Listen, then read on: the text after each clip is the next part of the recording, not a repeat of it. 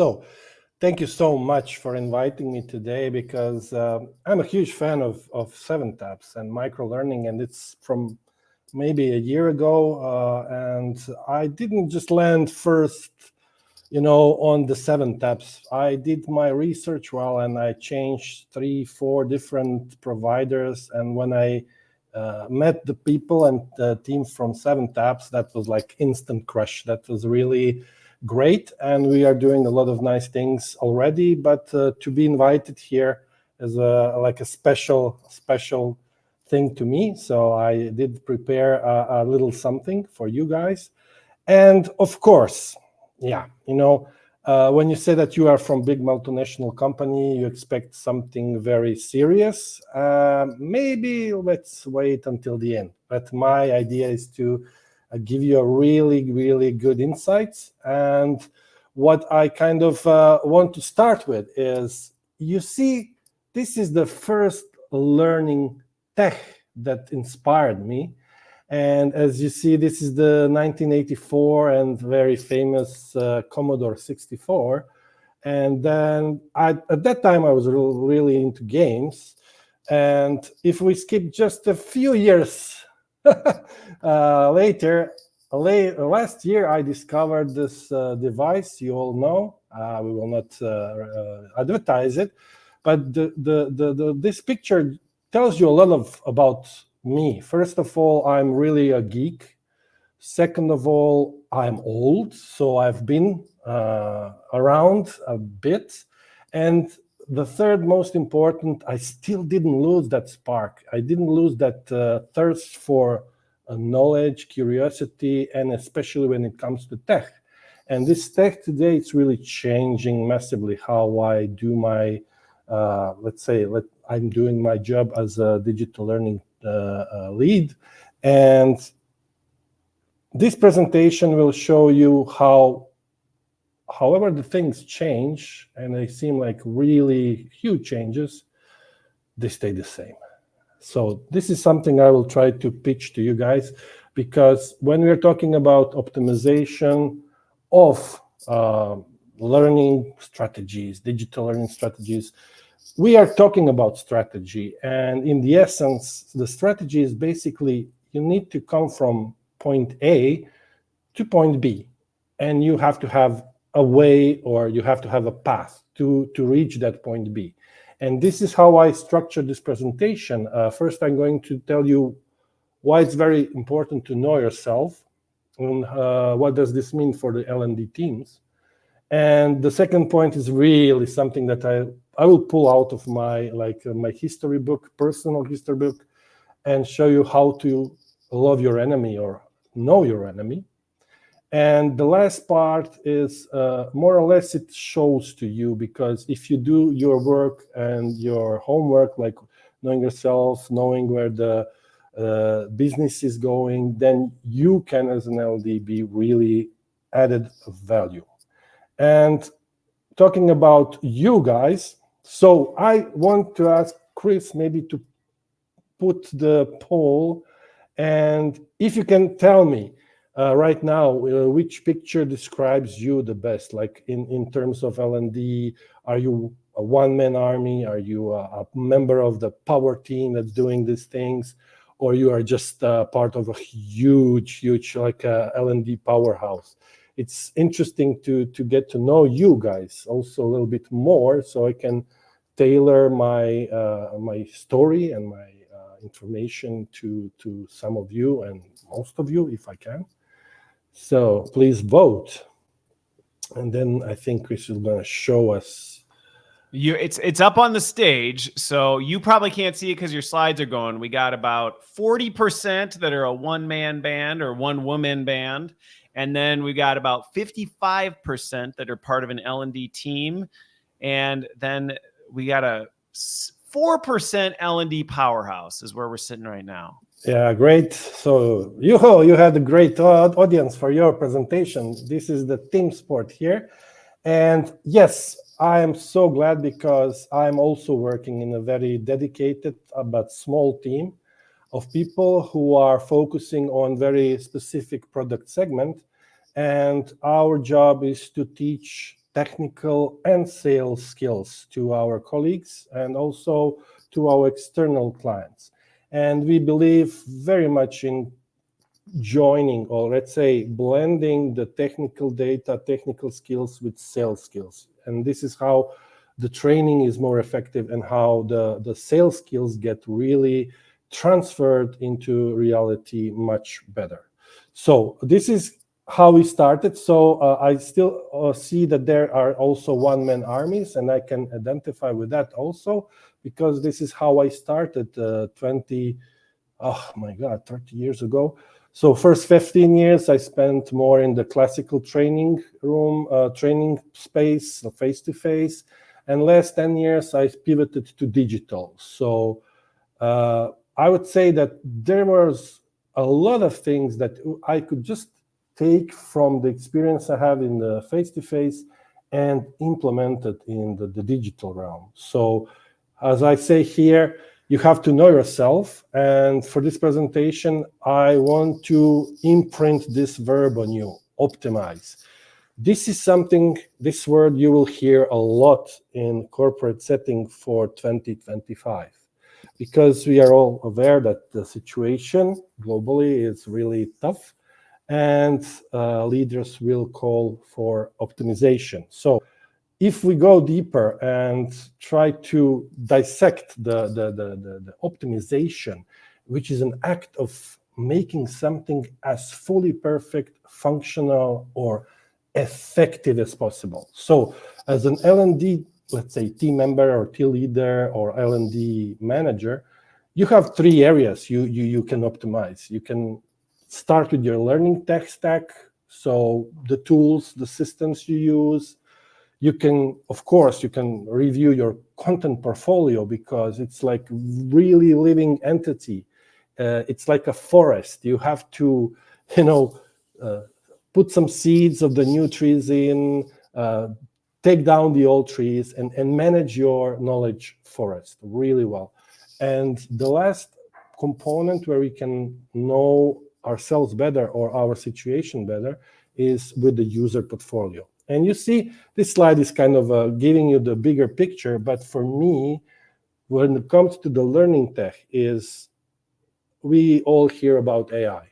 And even today, I was pinged so many times because there was a presentation internally about the Gen AI tools. And so many colleagues pinged and said, yeah, did you hear about this tool? And I said, yeah, I did 6 months ago, 9 months ago, I did first test. So, okay. I'm an early adopter, but for me, AI right now can be immensely great tool and multiplicator of your own effectiveness. If you want to leave your content development solely to AI, you're in for a ride.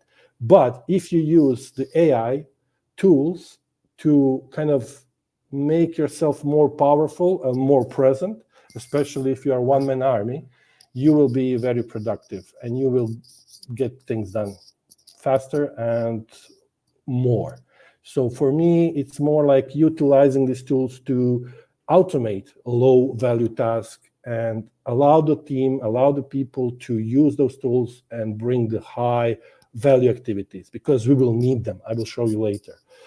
The content, yes, this is here is just micro-learning is really started to really shine in these times, and I will leave maybe more space for Kate in the next presentation to give you more of this.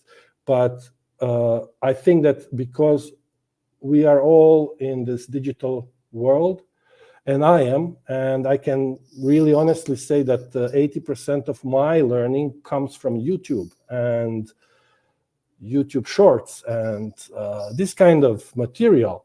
And for me, the benchmark for my work within Bridgestone, I like to be there with the good YouTubers, content creators. I need to be good at video editing, at least, to catch up with them. Because this is where our colleagues, our customers, they all use this. So we cannot ignore it. So this is a fact. And because, we are able to get more data on our users from our platforms, we sometimes forget to ask them, how are you, how things are going, how do you like our platforms, our tools, our content. So this is very important because data is one side of the coin and human relationship with your users is another. And if you really want to be successful in time of recession, when people are under stress and they are fearing for their existence and for the jobs, you cannot expect from them to be focused on learning as if nothing is happening. Man, they are under stress, and this is basics of adult learning. We need psychologically safe space so we can learn effectively. And here your, let's say, role is to, as Wayne Gretzky said, to be where the puck will be, not where we are right now. So you need to empathize with the people and put this in place in a way they will recognize you as a valuable partner in their careers or their everyday struggles. So this is where we know ourselves, and we need to do the optimization with the things and resources we have right now. For the next phase, I am really happy that I found this really nice icon of two boxing gloves, and I did it very deliberately. Know your enemy, and you will hear also leaders telling about recalibration, So let me just dwell into this a little bit. Here, you see, this is how it looks like when oil and water mix. They don't mix.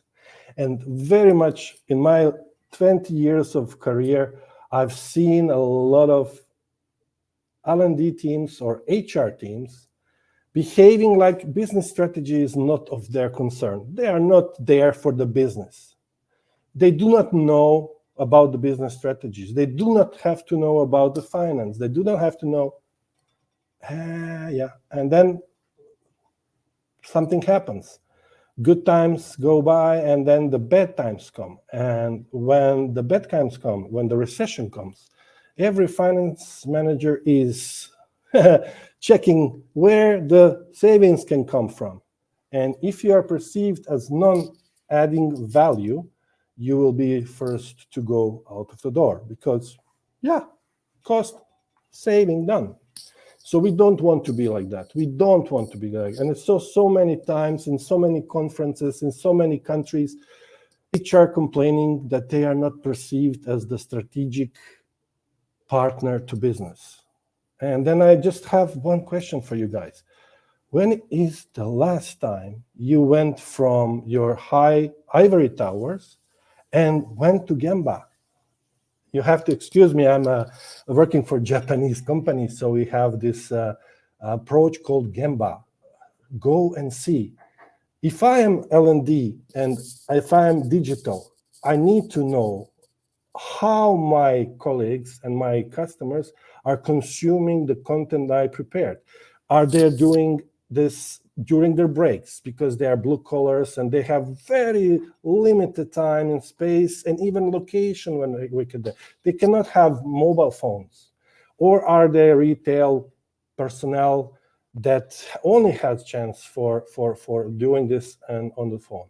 So you need to show your face there. You need to know how they are doing their job. And in the end, the third, you have to know your path. So you have to adjust what you have been doing so far. And honestly, if you do any AI-related search or AI bots, you will get recipes. You get at least you can check what companies did in 2008 and 9, and you have here something.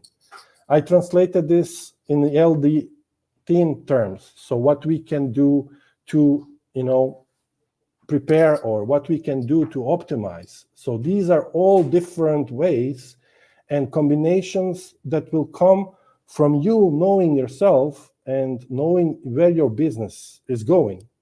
And then you can just pick and find creative ways to deliver this, to your teammates, to your company, to your customers. And of course, I will not go into details of each and every one of these things because it would take 3 hours. We don't have now, and I'm already over my time. But I will conclude with very famous, let's say, strategy that I am now implementing, and it's called behave as your training programs or your training platform is a product. You have that mindset, apply prototyping, iteration, make it better in small increments, put some smart measuring into place. Focus on the high impact learning, which is directly tied to the business strategies and goals of your company, and never ever stop discovering new things, new ways how you can be added value player. So this is what we are doing this year. This is our strategy. You will be maybe doing something different, but at least I know I gave you some ideas. And for comfort, my last slide is, there is a French guy from 19th century that says, the more things change, the more they stay the same. And I agree. After 20, 25 years, I've seen many different technologies, VRs, even in 1992. And what didn't change is how people learn, how people feel about learning, how effective they are, how we as a learning and development teams are helping them or hindering them. And to be quite shocking, learning happens despite L&D teams. And that's the truth. We should be the catalysts. We should be the ones to help, to accelerate, not drive just our agendas. So know yourself, optimize what you have, know your enemy, fall in love with your business managers, with your business strategy, recalibrate your tools to feed this knowledge, and then adjust your strategy accordingly. Because all the knowledge you need, all the know-hows are already there. Everything is there. You just need to apply your special sauce, and that's your authentic and creative self. So thank you for listening to this long presentation. Well, hey, Stjepan, can we get a round of emojis for that one? Thank you so much for sharing that. There was lots of folks jumping in on the GEMBA walk. And so a lot of familiar faces to that. Some folks were going, this is the first I've heard of that one. And so definitely check it out. And I have one question that I want to talk through with you on this, because I really enjoyed your presentation. And, one of the points you bring up is this: how do we step out of the crystal palace? And how do we actually think about our end users and not just what matters to us? And so I think one of the questions that came up, and I think it's a good one, is sometimes you may not necessarily have the opportunity or the luxury of actually here it is. You might not always have the luxury of actually physically being able to be in proximity to it. I've got a take on this, but I'm actually curious your take. When you're in a remote environment, or maybe you are in a place where you can't physically be there, any suggestions on how you still stay close to what's going on? Wow, this is a very tricky question. And it's really context sensitive, because if you are somewhere in, let's say, Nashville, in a big Bridgestone tower, and you have your scope of work that goes into Middle East and South Africa, yeah, of course, how do you visit the GEMBA in South Africa? If your company pays you a trip, yeah, that's great. But yeah, let's be realistic. Let's find proxies. Let's find something that is approximating the situation. It doesn't have to be perfect, to match, but you have this beautiful technology. You can use it also to connect to people and ask about them. We take for granted, really, that the only way we can hear the voice of customer is that we send out form or some kind of survey, and that's it. No, No, schedule a meeting, 15 minutes, find a way, and explain that you want to learn more about these people, how they work, what they feel about the learnings, and you know, you have to understand them better. The more you understand them, the better your solution will be tailored to their needs, the more engagement you will have, and then you don't need gimmicks to boost that engagement. This is why I'm so much, you know, in love in this. The more things change, the more they stay the same, because deep down inside and here, we have the same tools, same mechanisms that didn't evolve as much as our technology, you know, the VR, you know. But when you tap into these things, you have almost Oppenheimer effect. You have much bigger effect than just sending out some fancy surveys, and you have your data. Yeah, you have your data, but you don't have connection. And you just explain to us, it's not just like that. You have to have this psychological safety. You have to take time. You have to devote yourself, part of your energy to this. And yes, it sounds really idealistic.